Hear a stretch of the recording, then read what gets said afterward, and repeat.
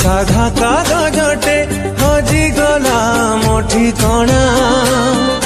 तते छाड़ी कह एई दुनिया रे किए अछि मो